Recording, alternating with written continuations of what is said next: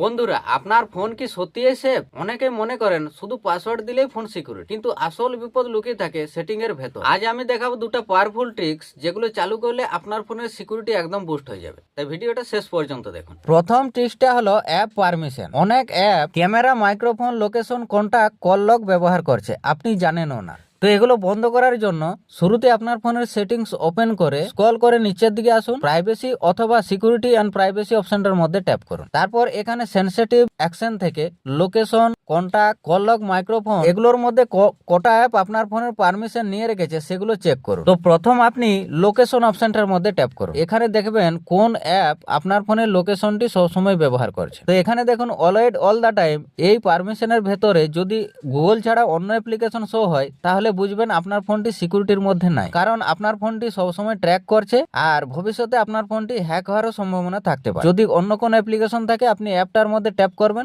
এখান থেকে আপনি ডিনাই করে দিতে পারেন অথবা allow only well using the app এই অপশনটার মধ্যেও সেট করে দিতে পারেন। এখানে যেসব অ্যাপ দরকার নেই তাদের আপনি ডিনাই অথবা allow only well using the app এই অপশনটার মধ্যে সেট করে দেবেন। এতে কি হবে, আপনার অজান্তে কোনো অ্যাপ আপনার ফোনের ডাটা নিতে পারবে না। দ্বিতীয় ট্রিক্সটা অনেক পাওয়ারফুল, এটা হলো অ্যাপ লক এবং স্ক্রিন প্রিন্টিং।